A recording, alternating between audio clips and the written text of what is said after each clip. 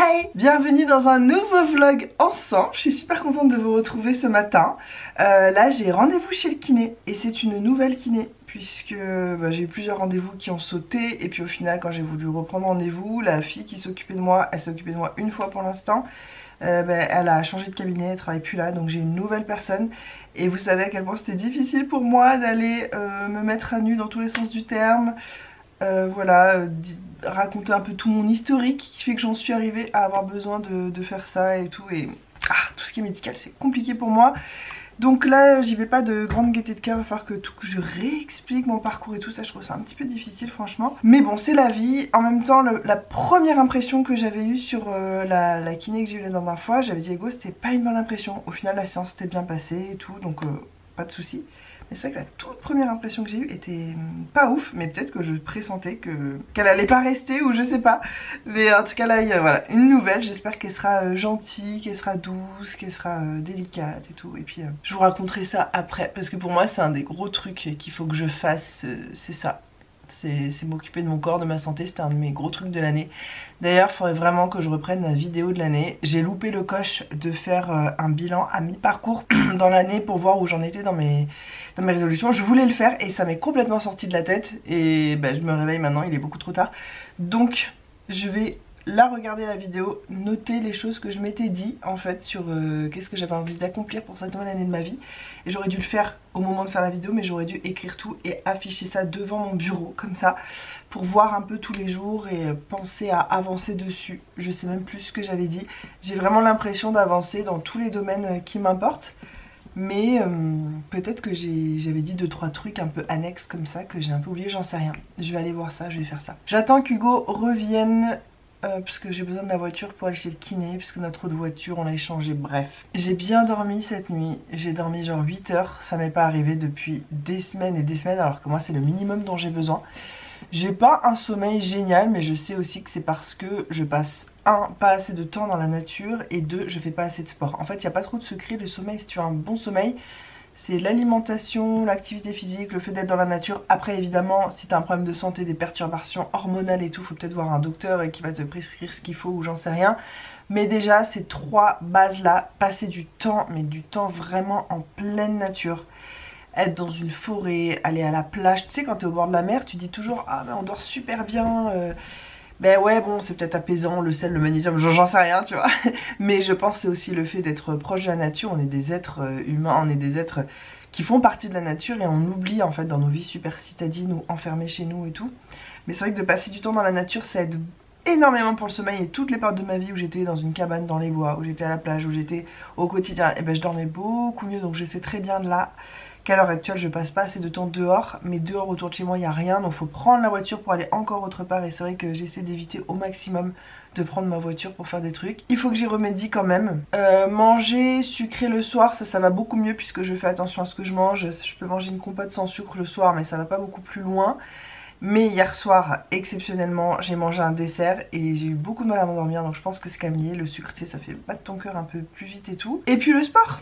Le sport, voilà, j'espère que de faire ma rééducation là, ça va m'aider ensuite à reprendre le sport parce que pour l'instant j'ai mal trop vite, c'est difficile pour moi. Mais c'est pas parce que c'est difficile qu'il faut pas que je le fasse, mais j'avoue que ça me met une barrière en plus. Parce que déjà t'as la barrière de la motivation, de la fatigue, de tout ça, mais si en plus t'as mal trop vite et... En fait moi de faire du sport ces derniers mois, voire 2 dernières années, ça me fait voir en face à quel point... mon corps est pas là où il devrait en être pour mon âge, à quel point vraiment il y a un truc qui va pas et tout, de tout ce que j'ai subi médicalement etc. Et en fait ça me déprime et donc je me rends compte que je repousse le sport, je fais pas de sport pour ne pas me confronter à ça et ne pas que ça me mette dans un mood qui me descend tu vois.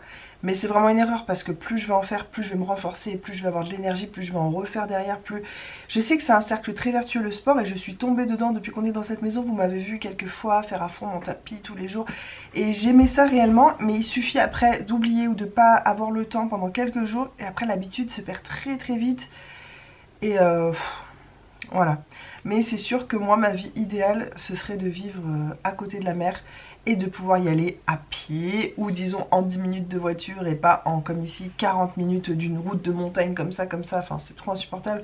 J'aimerais vraiment habiter près de la mer et pouvoir aller tout le temps le soir pour marcher dans le sable. Marcher dans le sable les gars, c'est un sport de ouf, on se rend pas compte. Juste marcher dans le sable ou me baigner tout dans l'océan, tous les jours aller nager, faire de la natation, mais tu vois pas en piscine, enfin c'est trop bien. D'ailleurs même la piscine, tu vois s'il y avait une piscine à côté de chez moi, je sais que j'irais faire des longueurs et tout, j'adore ça, mais il y en a pas. Il n'y a pas de piscine proche, donc voilà. Je suis un peu, en fait je suis dans une situation vraiment pas évidente pour faire du sport. Par rapport surtout à ma condition physique, mais même géographiquement, bref. Je suis pas dans le meilleur endroit pour faire le sport, le meilleur moment de ma vie, mais aussi je suis pas très courageuse à ce niveau-là parce que toutes les excuses du monde, même si elles sont valables et réelles et vraiment présentes, je pourrais les mettre de côté pour me mettre à fond quand même dans tout ce que j'ai à faire, le sport et tout, mais j'ai vraiment du mal cette année et ça me saoule. Voilà. J'espère que d'ici la fin de l'année, tu vois, pour donner une nouvelle touche à cette fin d'année, là, j'espère que je vais réussir à faire quelque chose. J'espère.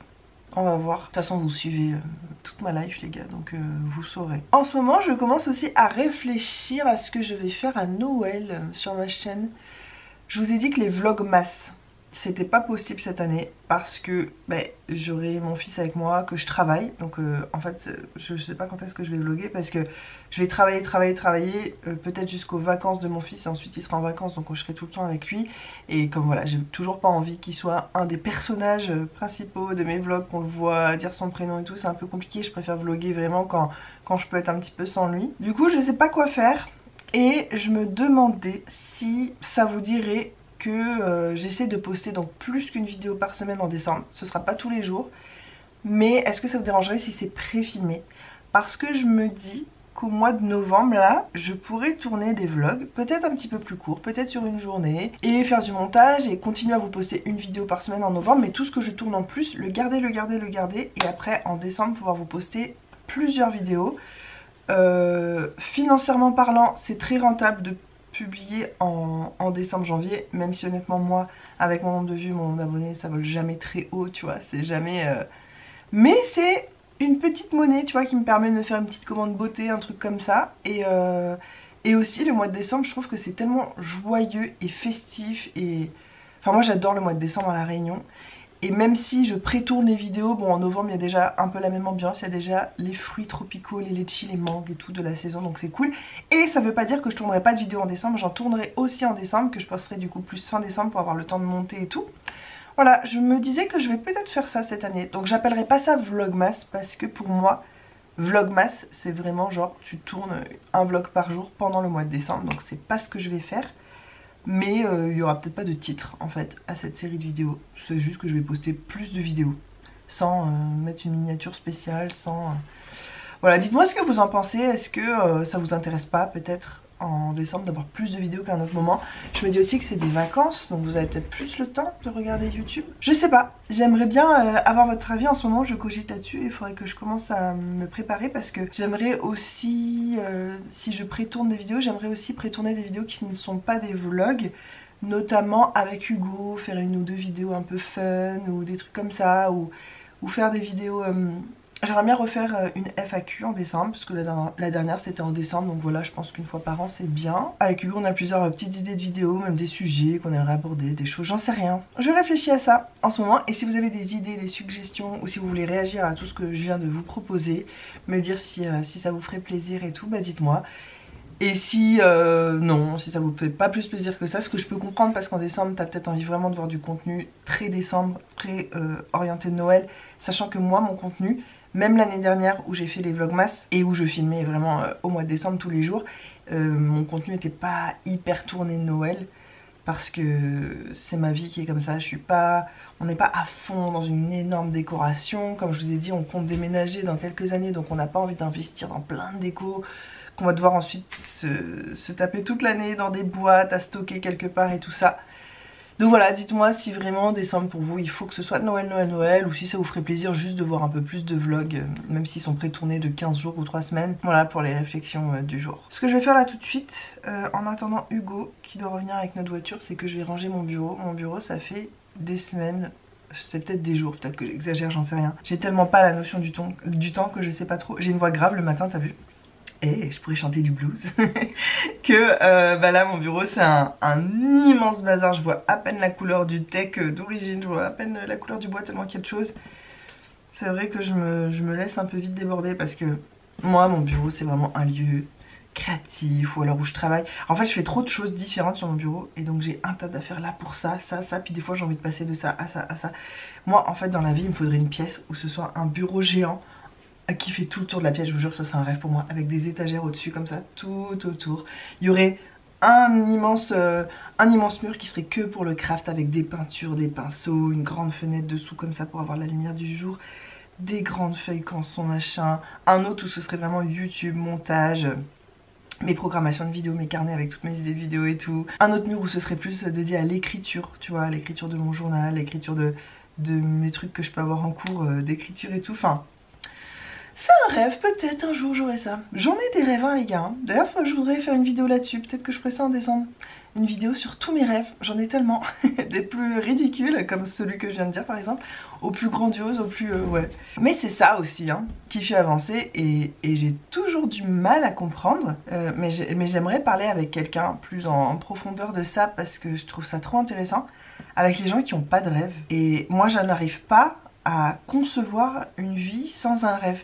Après il y a des gens, ils sont pas capables de te le formuler tel quel, mais ils en ont quand même un, tu vois, en fond d'écran, j'allais dire, en fond de motivation de tout ce qu'ils font. Finalement, s'ils se posaient vraiment pour réfléchir, ils arriveraient à mettre des mots sur leur but en fait de vie et tout. Mais il y a des gens, quand tu les écoutes, c'est non, il n'y a rien qui les fait vibrer, qui les attire, ils vivent leur vie au quotidien, mais comme ça quoi. Et je me dis, mais pourquoi en fait tu te lèves le matin, pourquoi tu fais ci, ça, pourquoi tu vas travailler, pourquoi... Bon, je sais qu'on est obligé pour vivre et tout, bien sûr, mais il y a des gens, ce qui m'impressionne, c'est les gens comme ça, mais qui sont pas en dépression ni rien, qui sont heureux, mais qui ont rien qui les pousse vers l'avant, ou à se lever le matin, ou qui leur donne de l'entrain, en fait. C'est même pas de la motivation, mais c'est de l'entrain, de la joie dans ce qu'ils font. Et comment on peut arriver à vivre sans joie?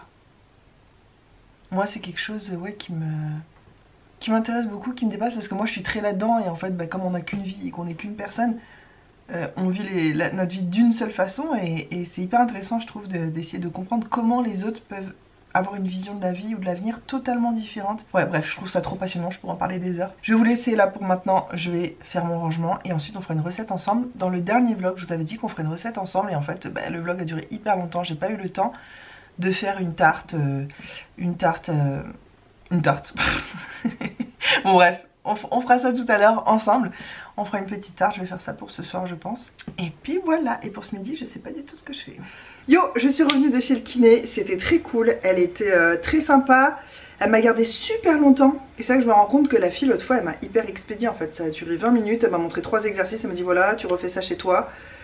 Elle a vraiment pris le temps de faire longtemps chaque exercice avec moi et elle m'a fait les bottes à la fin. Ça c'était pas obligé, c'est moi qui ai demandé.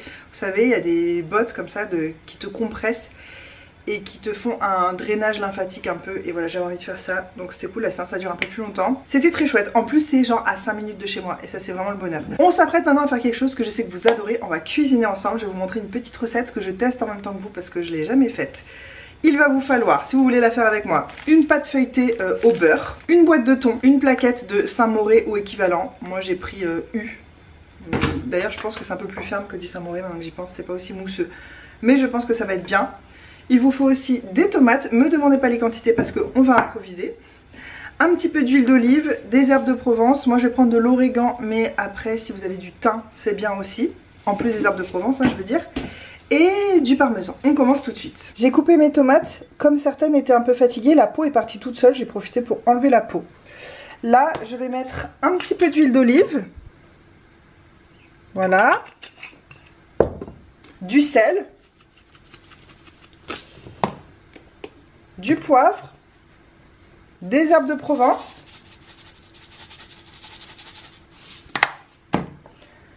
une boîte de thon et je viens mixer tout ça au mixeur plongeur.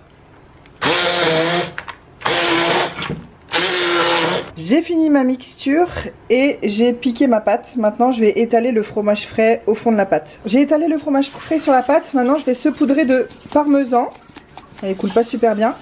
Et d'origan. Voilà, d'origan. Et voilà, c'est prêt à enfourner. Je vais mettre ça 30 minutes environ, 25-30 minutes à 200 degrés. Et tada!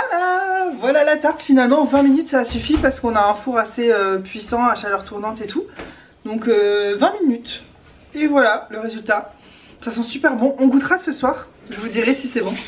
Pour nous ce midi c'est super simple. Pommes de terre vapeur. Dessus j'ai mis de la crème comme ça là à 4%.